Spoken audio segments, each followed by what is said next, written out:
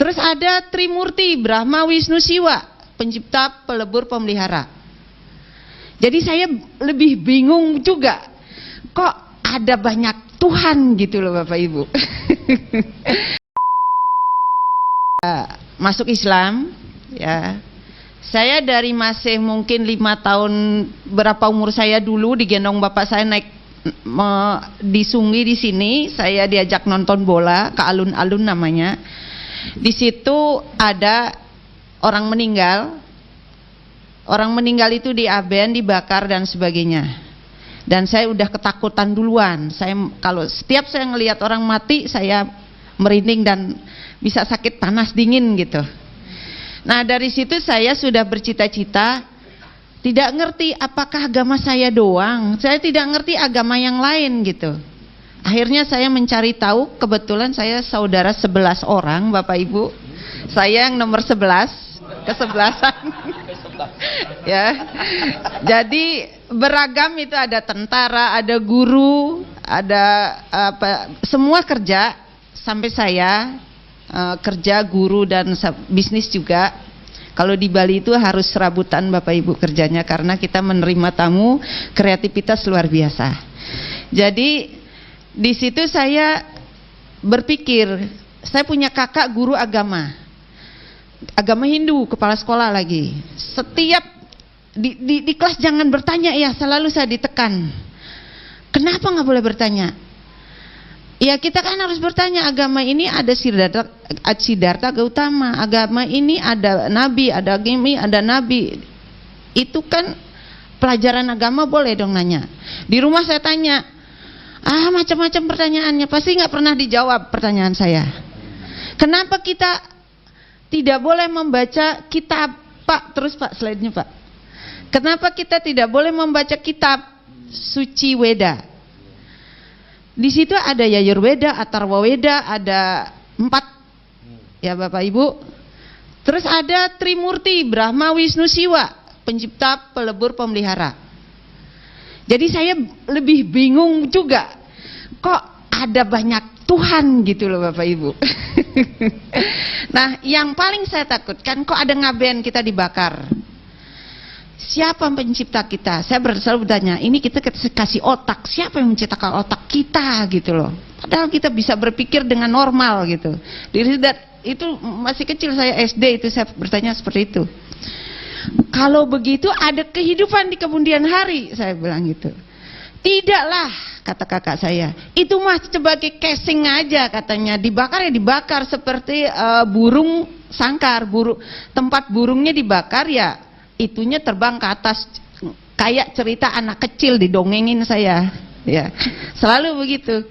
Nah berlanjut kemudian, apa arti ngaben? Ngabis-ngabisin biaya, orang miskin dan sebagainya harus ngaben kan, seperti itu.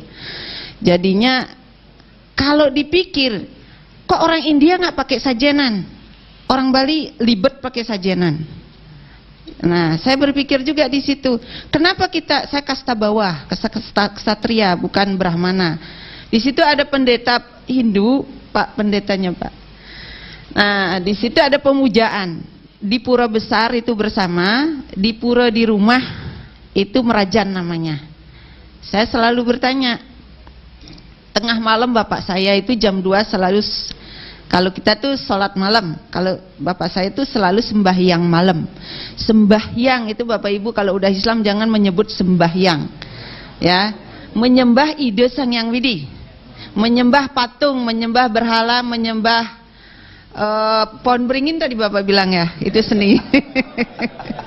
Pohon beringin itu diselimutin pakai putih sama hitam. Putih itu suci, hitam itu melebur, hitam gelap. Jadi ada di situ ada. Ya kalau saya pribadi mengimplementasikan, mengasosiasikan bahwa, mohon maaf nih, agama Hindu itu menurut pribadi saya budi akal manusia. Kenapa budi akal manusia? Diakal-akalin gitu Bapak Ibu. Ya, coba menurut saya setan terbesar di dunia ini apa? Bapak Ibu tahu, pernah membaca setan terbesar di dunia? India, Hindu, India, Bali, Cina, Korea. Ya. Kenapa banyak? Pertama tidak ada azan. Dijemput setannya, dipakai sajenan, dipakai potong ayam putih hitam, disajikan di situ di depan rumah. Saya baru pulang dari Jakarta dulu, saja tuh terguling-guling. Wah, ini ada setan yang menjemput saya. Maka saya sendiri membaca ayat kursi sampai pagi lagi. Tengah malam saya di rumah saya di kampung.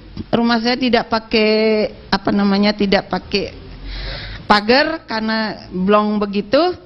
Saya perhatikan, saya di situ di tengah ada tuyul 7 yang nginterin saya. Kakak saya berperang dengan saya begini, kamu pulang jangan pakai jilbab. Saya nggak suka. Waduh, nih kakak udah ketularan setan nih, masuk nih setan. Karena iya Bapak Ibu, setan itu jemput disembah. Setan itu tidak dijemput. Kalau Bapak Ibu azan, pintu jangan dibuka. Karena itu apa? Mohon maaf, manusia yang sebelumnya tidak Islam itu masuk ke neraka, itu dia mau kembali. Itu yang saya baca, makanya saya masuk Islam. Itu kembali ke dunia. Saya minta taubat, ya Allah. Saya ingin berbuat baik, ya Allah. Itu hidup sesudah mati, saya baca itu. Dia bertobat, makanya dia ada di pintu-pintu yang adem. Maka kalau azan jangan buka pintu, itu disebut dengan setan tidak diundang. Tapi kalau di Bali itulah setan diundang, karena disiapkan sajenan. Saya setiap pulang ke Bali, kemarin pulang ke Bali karena ikut Pemnas, itu udah panas dingin, mohon maaf saya sakit seminggu lebih, saya rukyah sendiri itu. Nah, saya masuk Islam, ada orang yang menyirami dengan kembang. Saya nggak mau saya sirami dengan kembang, Bapak. Saya masuk ke Bogor, teman saya ada di Bogor. Buat apa bapaknya nyiramin saya dengan kembang? Nggak ada di kampung saya itu mandi dengan kembang gitu. Akhirnya saya nggak berteman, saya jauhin temannya, ini udah musyrik, saya pikir saya begitu. Setelah begitu, saya melihat di Salemba ya, Salemba Jakarta Pusat, orang meninggal. Ini ada sekian hari itu, sekian hari dan sekian hari sebagainya itu. Saya berpikir di kampung saya begini upacaranya. Orang meninggal ada 7 hari sampai 100 sekian hari diupacarakan. Saya nggak benar juga di hati saya. Nah, di Salemba di belakang rumah saya dulu, saya tidak bisa banyak surat yang saya baca, maka saya sering ke masjid daripada saya ngejinjing. Bapak tahu di situ ada, nah sajenan disinjing di kepala, jauh kan, ke pura jauh. Saya pikir ngapain masjid selangkah itu, kita nggak bisa melangkahkan ke masjid. Maka dari situ saya sering ke masjid. Rumah saya di Salemba dekat masjid, rumah saya di Cibubur juga dekat masjid, dekat kuburan juga. Jadi 2 dah tuh dah ya. Jadi antara rumah dekat masjid juga, alhamdulillah. Kenapa saya sering ke masjid? Pertama alasannya tidak banyak bisa baca surat-surat. Alasannya seperti itu. Saya kalau menghafal surat itu saya gedein, saya tulis, taruh di bawah. Lama-lama saya hafal. Nah, kenapa saya juga ke masjid? Memang saya pikir dulu saya ngejinjing sajenan. Kenapa masjid yang dekat ini saya tidak bisa gitu loh. Ke gunung sampai saya sembahyang itu, ya. Maka saya bisa. Maka begitu ke masjid adem rasanya, Bapak. Ke gunung kayaknya carut marut gitu loh. Tahu nggak carut? Kayak benang kusut, Bapak Ibu. Puasa 24 jam, Bapak Ibu. Namanya nyepi. Ya. Luar biasa perjuangannya seperti itu. Tapi sholat di puro tengah malam itu luar biasa, setannya datang bener. Iya. Saya dikasih keris, dikasih apa lagi tuh Bapak saya ya? Dikasih itu sama setannya. Saya nggak tahu, ada aja di depan saya gitu. Bapak saya rajin luar biasa sembahyang malamnya. Nah, begitu ceritanya. Kenapa saya masuk di Muhammadiyah? Saya tidak ngerti Muhammadiyah. Tuhan dia dulu ya, telah melangkahkan saya, kaki saya membeli obat. Saya tinggal di Cempaka Putih. Di Cempaka Putih, kakak saya buka klinik kecil-kecilan, bidan, melahirkan. Saya tugas saya membeli obat di Titi Murni, ya. Nah di seberangnya itu ada Muhammadiyah, saya nggak ngerti itu Muhammadiyah, yang penting sekolah Islam aja, nggak swasta. Saya didaftarin di itu, udah selesai saya masuk koad, sudah keluar dari situ kakak saya mendaftarkan di UNJ, tapi saya sendiri daftar di Muhammadiyah. Saya nggak ngerti Muhammadiyah, tapi saya ke situ bengongnya gini, ajan. Orang di sini sembahyang sholatnya berwudu bersih banget gitu. Kok saya jinjing gitu kemana-mana gitu. Saya mikir di situ, bagaimana orang nanti setelah mati gitu, Pak, yang tadi bakar mayat Pak, ya, ngaben Pak. Nah sebelumnya, nah itu, nah saya pikir begini, saya orang Hindu masih itu, ya, kalau saya terus seperti ini ngambang hidup saya. Saya masuk aja deh Muhammadiyah ini, murah lagi. Waktu murah murah banget bener. Sudah kuliah saya masih diterima aja. Apa yang saya ambil? Sejarah D3. Ya. Orang berlomba-lomba nyari dunia. Kenapa nggak ekonomi? Keluarga saya banyak ekonomi memang. Ya, apa itu sejarah? Belajar masa lalu. Nggak penting belajar masa lalu, kan tahu sejarah masa lalu. Ya, masa kini pembaruan nggak ada. Aduh, orang Bali itu nggak boleh belajar sejarah sedikit. Mau ngajar apa? Ngajar sejarah di SD nggak ada sejarah. Kakak saya udah mantengin tuh PGSD. Ya, nggak apa-apa di Muhammadiyah kan cuman belajar doang. Kita nggak cari agamanya, belajar doang. Saya bilang gitu. Ya udah lanjutlah. Kakak saya agak streng karena dia angkatan darat.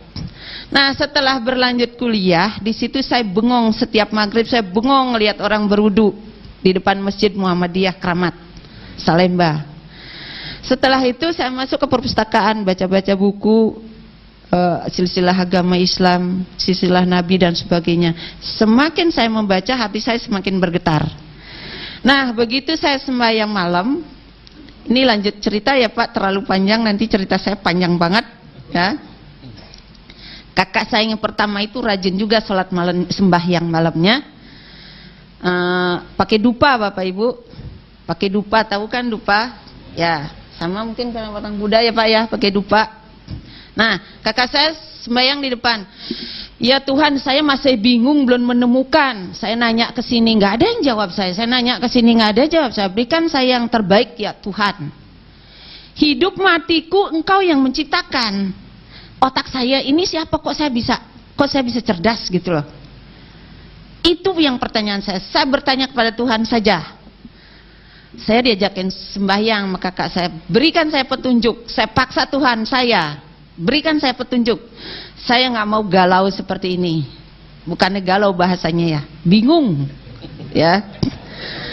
Setiap Sabtu Minggu saya ke Ramangun. Ramangun itu ngajar nari, ya, ngajar nari Bali dan sebagainya. Tapi begitu saya meyakinkan itu, tari Bali saya tinggalkan semua, saya tinggalkan. Saya aktif di saya aktif di Pemuda Islam, ya. Terus saya aktif membaca, saya aktif setiap aktif itu saya bilang bikin tugas dengan teman. Padahal saya nggak mau ke Ramangun lagi gitu maksud saya. Nah, berlanjut seperti itu, tengah malam itu kakak saya di depan saya minta diajarin sholat. Tadinya memang praktek sholat, waktu itu saya udah kuliah, praktek sholat waktu itu di kampus. Guru saya, dosen saya itu waktu itu Pak Jamasari, ya, praktek sholat saya. Nah, saya dipikir saya mimpi praktek sholat itu, kok kakak saya masih begini di depan. Lah, salah saya. Waduh, saya kok begini-begini tadi gitu. Maksudnya apa ya? Saya bengong aja Bapak Ibu. Saya yakin Tuhan, Engkau tadi berikan petunjuk saya. Saya ngomong biasa. Kalau memang ini petunjuknya, hari ini dan seterusnya saya akan melakukan apa gerakan tadi itu. Saya nggak ngerti, ya. Udah besoknya kayaknya udah full deh, saya kesono condongnya sholat itu. Saya nggak ngerti sholat juga, ya. Pokoknya ikutin, maka dari itu saya sering aja ke masjid. Masjid mana saya ini, karena ngikutin surat-suratnya itu saya nggak hafal gitu loh. Awalnya dari situ, karena di Cempaka Putih itu rumah saya, di sini rumah, di sana masjid juga, deket banget. Begitu saya jam 4 bangun nyapu got sampai ujung, saya masuk ke masjid karena nggak punya mukena juga waktu itu, ya. Mukena nggak punya di rumah, apalagi sejadah, anjing ada di rumah, kan nggak boleh. Ya gitu. Nah, ngumpet-ngumpet saya sholat. Saya mikir, gimana sholat duhur dan asar ini di rumah? Bingung saya. Kakak ada, kakak ipar, kakak saya nggak ada. Nah, saya mikir, fotokopi ijazah SMA saya ke depan. Ketemu Pak Putu namanya dari Surabaya. Ngomong Bali dia, kerja sama Bapak.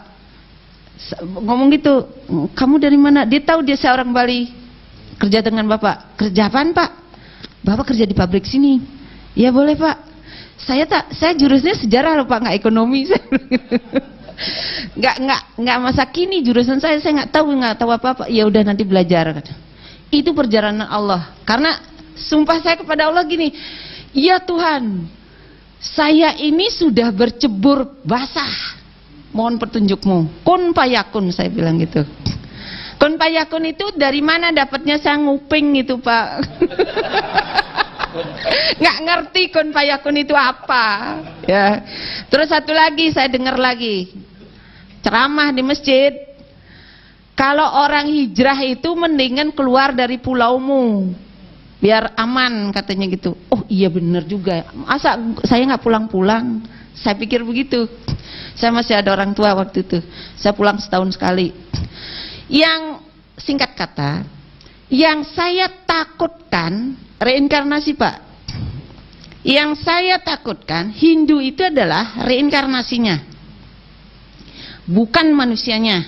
Yang saya takutkan, reinkarnasi itu hidup setelah mati. Jadi roh kakek saya katanya numitis ke badan saya. Bagaimana mengeluarkan itu? Saya ruqyah sendiri, ya. Jadi mengeluarkan itu luar biasa.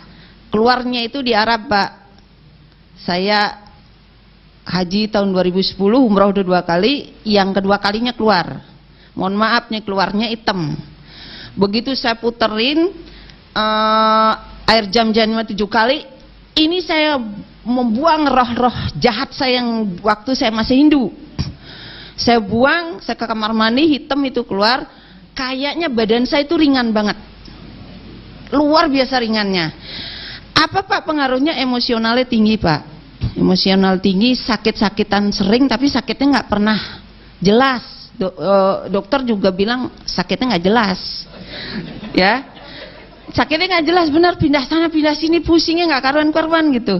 Akhirnya saya berupaya, hanya Engkau yang membersihkan roh-roh jahat saya yang ada di badan saya.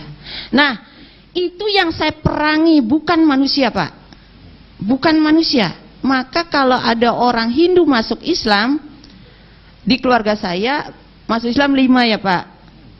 Ponakan saya, kakak saya, yang masih hidup saya sendiri. Karena itu tadi, dia balik ke Bali, nggak hijrah, kan kata itu kalimat, walaupun kalimat ceramah itu segaris 2 baris saya catat, saya amalkan. Hijrah kamu, keluar kamu dari Bali, misalnya nyebrang dari seberang lautan, maka kelima hanya saya yang masih hidup, ya. Jadi semua itu apa dia dapat hidayahnya? Itu adalah semua membaca buku hidup setelah mati, hidup setelah mati. Jadi hidup setelah mati Islam dengan hidup setelah mati Hindu, di situ ada Pak. Nah, ini yang membuat saya takut Pak. Ini yang membuat saya takut. 8 tahapan yang kita harus hadapi. Tapi itu benar, hidupnya di sana.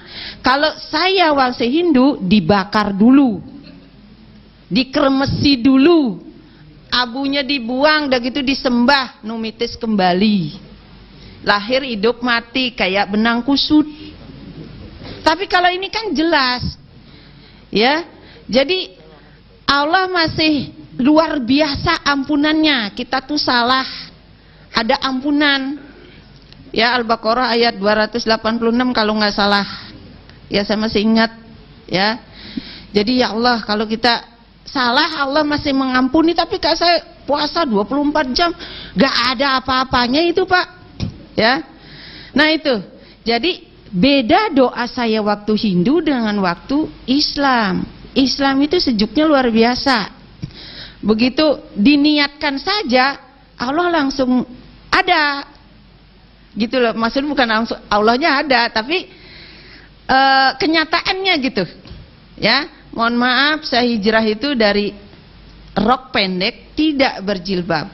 Alhamdulillah sekarang Allah sudah ngasih semuanya. Kun payakun. Ya. Alhamdulillah itu ceritanya. Pencerahan di UHAMKA itu luar biasa, di Muhammadiyah bagi saya itu tadi. Beberapa kesamaan upacara-upacara masih Hindu terbesar di Jawa lari ke Bali. Implementasinya Islam, tapi di upacaranya masih yang saya perhatikan. Ya, jadi ada orang bunting 7 bulan. Kenapa enggak ibunya menumbuhkan SDM yang unggul? Itu diupacarain. Salah itu. Ya. Terus berikutnya meninggal, ya. Bingungnya Yasinnya itu nggak pernah putus-putus. Tadi pagi saya mengantar orang meninggal sebelah rumah saya. Ayo Mas Yasin. Membaca itu selagi hidup, bukan sekarang. Iya nggak Bapak Ibu? Bener nggak omongan saya? Takut salah saya, ya. Terus ya, saya udah dikasih waktu 3 menit, ya. Sebenarnya masih banyak ini saya omongin. Nah, baik Bapak Ibu, pencerahan di Muhammadiyah saya berterima kasih banyak kepada Bapak yang paling atas sekali sampai yang jajarannya yang di lingkungan Muhammadiyah itu kekeluargaannya luar biasa, ya. Saya berterima kasih dapat diterima sampai sekarang. Saya jadi dosen tetap dan saya diamanahkan sebagai ketua pusat kewirausahaan, ya, di UHAMKA. Alhamdulillah, Bapak Ibu saya promosi dikit boleh ya. Buku saya di Gramedia sudah ada, kewirausahaan untuk perguruan tinggi, dan buku yang baru terbit yang akan itu saya mengenalkan buku di SD itu belum ada kewirausahaan. Alhamdulillah mungkin minggu depan saya dipanggil ujian tertutup S3-nya di UNJ. Alhamdulillah. Terima kasih Bapak Ibu semuanya yang sudah mendengarkan. Jangan dilihat siapa yang ngomongnya, tapi alhamdulillah isinya. Saya berterima kasih sekali. Saya dapat belajar di Muhammadiyah ini mulai dari pencerahan itu luar biasa, dari berwudu bersih. Dulu saya hitam loh Bapak Ibu, gelap. Saya bingung juga kok bersih kulit saya gitu loh, ya. Saya nggak ngerti. Ya orang bilang kok bule ya, ya sampai cucu saya juga bule gitu loh. Saya udah punya cucu 1, ya. Nah itu kalau Bapak Ibu memang ingin sesuatu, saya berangkat haji itu tidak punya uang loh Bapak Ibu. Jangan mikir berangkat haji itu harus mampu uang. Saya nggak punya uang, nggak punya rumah, ya. Itu rumah dulu rumah mertua saya di Salemba, ya. Apa yang saya selalu ucapkan? Lebaik Allahumma lebaik. Ya Allah panggillah saya. Naik pesawat Emirat Arab, menginap di Hotel Jam-Jam, dan kembali lagi saya berkumpul dengan keluarga saya. Alhamdulillah 3 kali saya berangkat. Begitu Bapak Ibu.